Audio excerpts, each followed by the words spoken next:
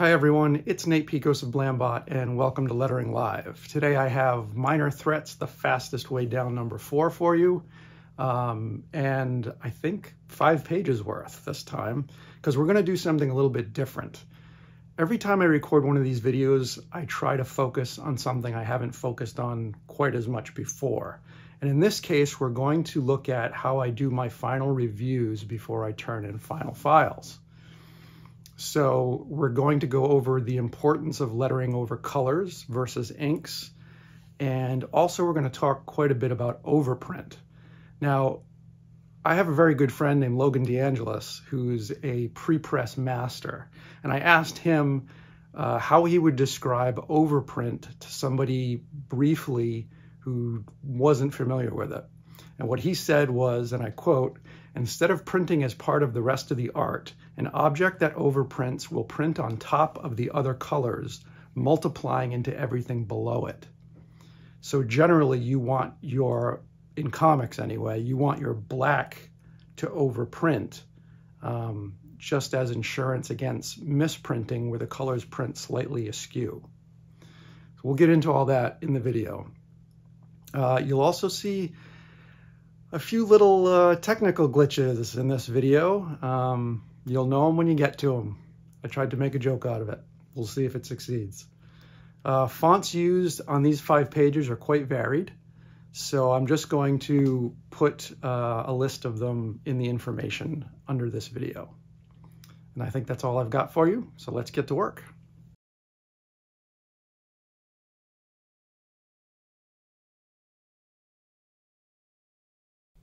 So I've picked out these 5 pages from Minor Threats, fastest way down #4, to sort of demonstrate the importance of having access to the colored final artwork as far as lettering is concerned.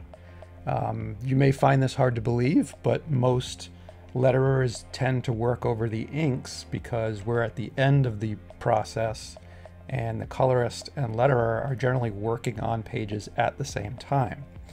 Now, I always request final colored art when I can get it, even if that means lettering over inks initially and then getting the colors a little later on when I do sort of my final review. And I do a final review of everything, regardless of if I have to turn it in only having seen the inks. But having the colors is so much better, because then I can tailor my sound effects and captions and things to the color palettes of the page. So I'm going to demonstrate what I would do basically from my final review before I turn in final files. So here we have page 8, and now I lettered this whole book over inks, and Dark Horse was nice enough to give me the colors towards the end of the process before I turned in my finals. So what I'm going to do over here, you're going to see me, basically I'm going to be working a lot over here. I'm going to be checking my overprints when I do my final files. And I'm going to be swapping out the art here in my layers window. So right now it's the inks on the art layer, and the art layer is dimmed down to like 30%. So if I uncheck this, you'll see that's the actual richness of the black of the inks. But I turn this down while I'm working so I can see my lettering better. But let's unlock that layer.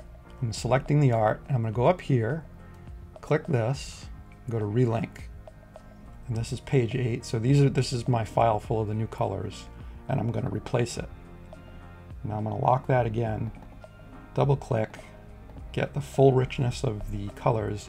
And now I'm just sort of looking, do the sound effects not jive well with what's going on here? And this page actually is a little bit different in that these characters are watching a video of events that happened, I think it was in the first issue of this series. So I actually pulled the sound effects, as many as I could, because some of them were hand-drawn, and I'm inserting them into these radio balloons of what they're viewing so that it actually matches. If you go back to issue 1, a lot of these sound effects will be identical to what you saw happen in that issue. The snap is, it's a bright red. Yeah, I'll keep it there because it's supposed to be something horrible happening to somebody. So red is always a good choice for that. And it doesn't clash too badly with the page. This snap, I'm going to keep the color. These are the colors that it actually was in issue 1. So I'm going to keep that regardless of what this background looks like. But I'm also checking for overprints. So for instance, in my final review, I would select a whole sound effect, and I'm looking over here in attributes, this overprint fill right here. You don't want to overprint anything essentially other than black, and that's 100K black, not rich black. So I select this, and this is not checked, so I'm good, because I don't want anything other than black to be overprinting. Now this Faboom here, I don't feel like this is working color-wise against this. So I might change, I want this to be a little bit brighter. So, oops, got my outline selected. Oh, stop it. Okay, so there we go. A little bit brighter. And I think this should maybe be a little bit darker. So I'm gonna go in here. And I think that's better. It's just a little bit more visible. You could maybe even go a little bit more yellow than that. Nah, I'm gonna go like that. Okay, so overprint fill check. Nothing's overprinting. We're good. These little bizits, they should not overprint either. And I did them all at the same time, so they should, oops, they should have all the same settings. And they do. And that's pretty much it. I would, everything else is locked. My title block is locked. My art is locked. And so I'm just gonna save this the way it is right now. Now, I'm not gonna make EPS files out of this yet, which is typically what I turn into Dark Horse, because I want Patton and Jordan and Daniel and everyone to look over this and make sure they're happy with these little changes. And then when they give me the okay, I'll come back later, open these files for the whole book, and I'll make EPS files of just the lettering. I'll pull out the artwork, convert all the fonts to outlines, and then deliver them in EPS that the Dark Horse production department can put together. So we're going to save that and close it up and head to the next one. So page 17. So obviously this is a colored sound effect. We're going to keep an eye on that. Oh, one of the other things I look for is when I swap in the art, the colored art, I want to make sure all my my masks actually, especially with balloons that butt up against panel borders and sound effects that are masked against things that are in the artwork, actually still match up and are nice and clean. So unlock the art layer, select that. Oops, go to relink. What was this? Page 17. Select page 17. We'll swap it in. We'll lock the art layer. And I'll bring the art layer back to its full richness. I think I want this sound effect to be more blue because of the stretchy tail. Or maybe even a teal. More teal than that. This is a fountain fill, or gradient fill. Sorry, fountain fill is old school, probably Corel draw terminology, which I still, sometimes my brain, I get a brain fart and I go back to Corel terminology from back in the old days. So we've got a gradient here. You can pull these colors, any colors in your palettes, into the gradient. So let's try a pale blue to a teal. That's probably too light. I might go just blue, just very blue. And I can even select colors from the artwork, which is another important thing. When you've got the colors, I can switch to the eyedropper tool, which is what I've got going on here. And I can just sample any of these blues that I want. I could do that blue or this blue. Actually, I kind of like that one right there. That's pretty good. It stands out, but it doesn't clash with the colors. Let's check the overprint. Overprint's good. And see, these are things, anything that's black, has a black fill, you'll notice, oh, that should have an overprint. Good thing I checked it. Even balloon strokes, if they're K100 black, should overprint, and you can see it right there.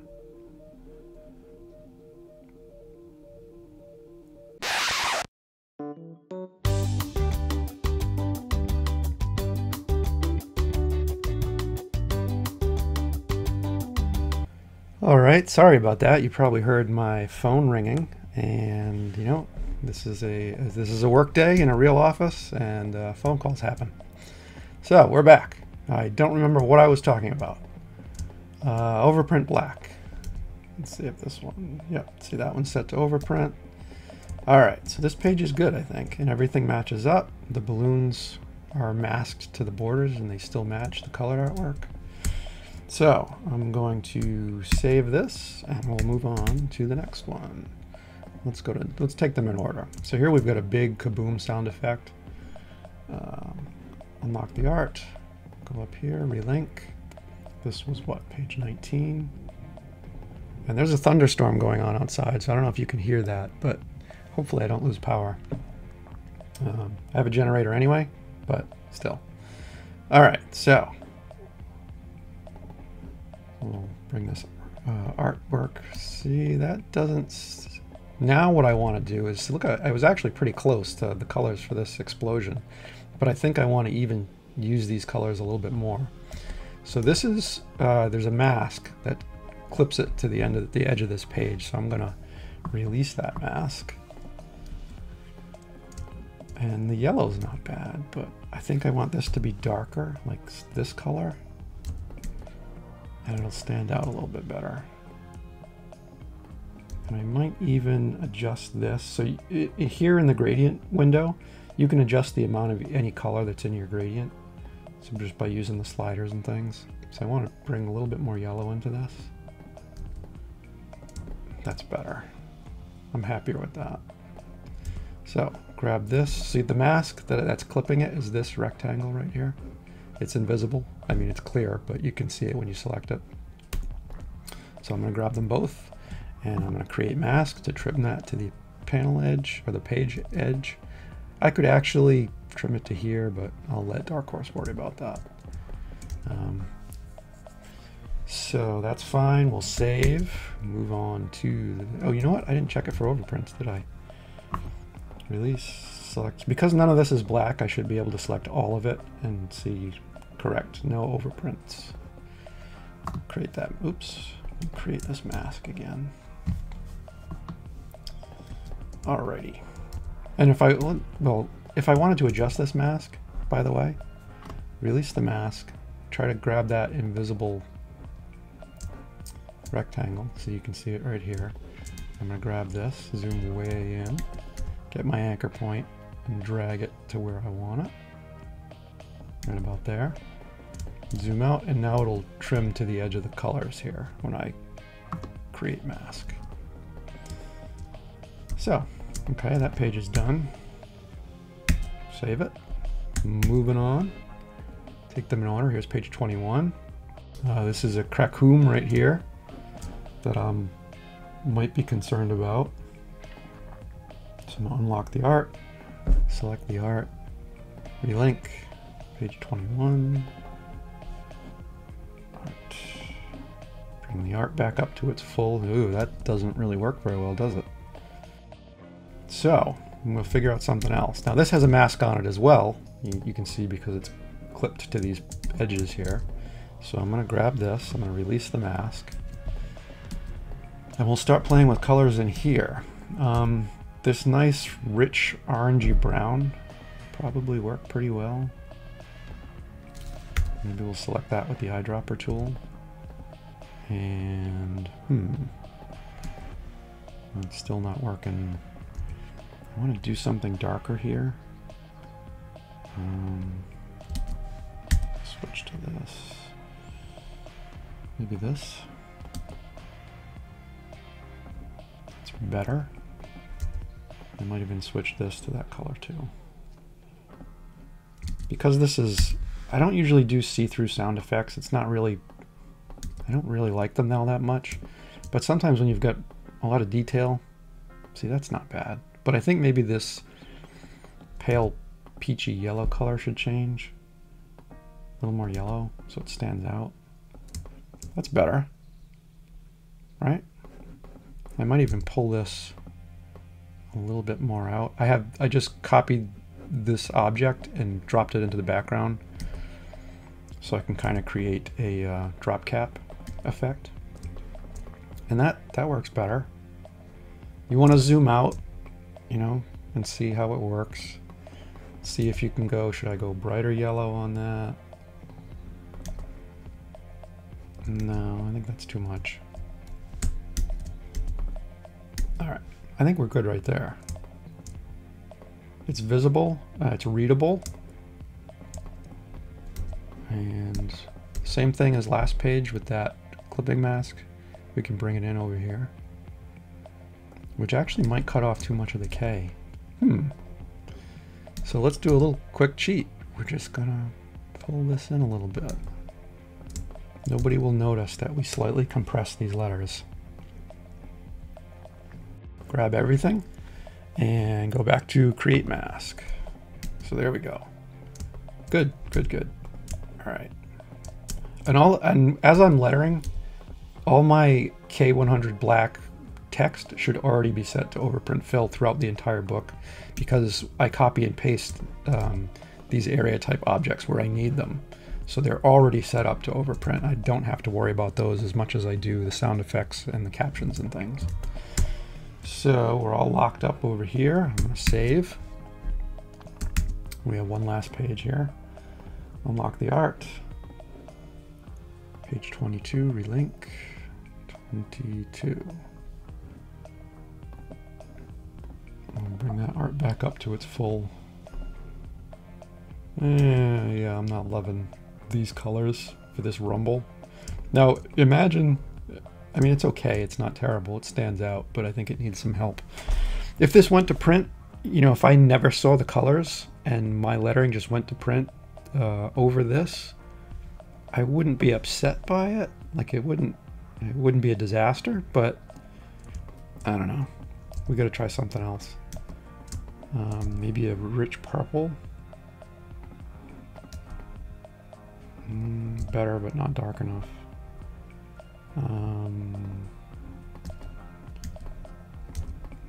That's better-ish.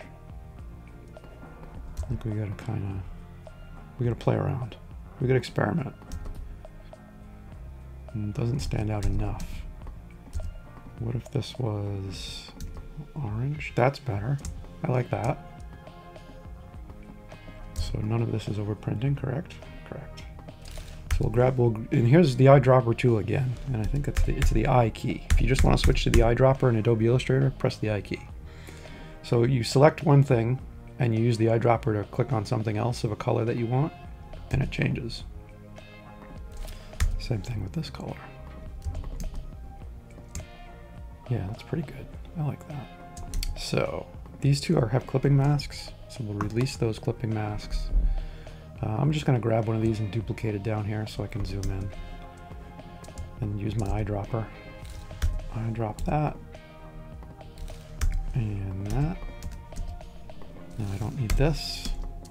We will redo this clipping mask. Oops.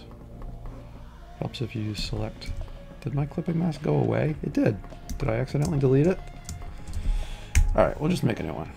So on the sound effects layer, over the sound effect, you just draw a rectangle. Doesn't matter if it's got a color in it or anything, because the second you turn it into a mask, it's not going to have color anymore. You know what? Do I want to bring this a little bit more this way? And then I'll do this. So we get right up to that edge of that panel border. Grab everything, make sure it's not overprinting, and create mask. And you know what? There's this red inner line. It's kind of making this look wrong, huh? So let's just grab the whole thing and drag a little bit. That's better. Well, I might go all the way to the edge here. Yeah, I guess that's better. Okay, happy with that now. We'll get back to the eyedropper. Eyedrop this. And now we'll grab both things. Hopefully my mask didn't go away. Create mask, there you go. Oh, we didn't check the overprint. Overprint, no overprint. Okay, good. So that's that. I think that's better. It's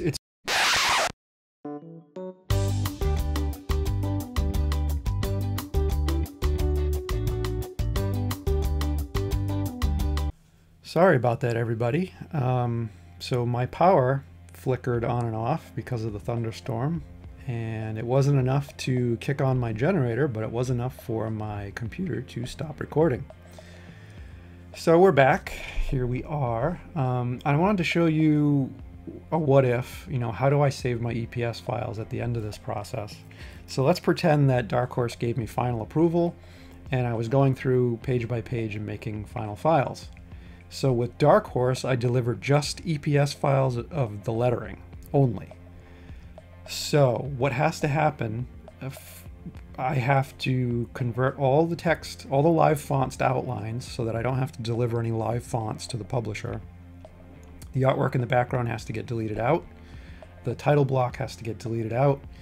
And the whole thing has to save as an EPS file with all these elements that remain on the correct layer that they were designed on. So Jim Campbell, great letterer, came up with this really awesome Illustrator action that does all that with the push of a key. And this saves so much time. I'll provide a link. Actually, I've got it before I started recording. Here we go. So this is Jim's blog. You can see the address right here. This is workflow hints number 3, and this is how you program that action in Illustrator to make your EPS files. Okay, so let's go back here. So I'm using Jim's action on all my pages, and it saves so much time when you have, you know, 30 or 40 pages or more that you have to do all at once. You can just hit this button. You also have to make sure, though, that in your layers palette, if you click on this, paste remembers layers has to be on for this action to work. So I'm going to hit this action button, and you'll see this all happen very fast. Boom, done. So much faster than having to do all those steps individually. Alrighty, thanks for joining me, and I hope you learned something useful. Take care.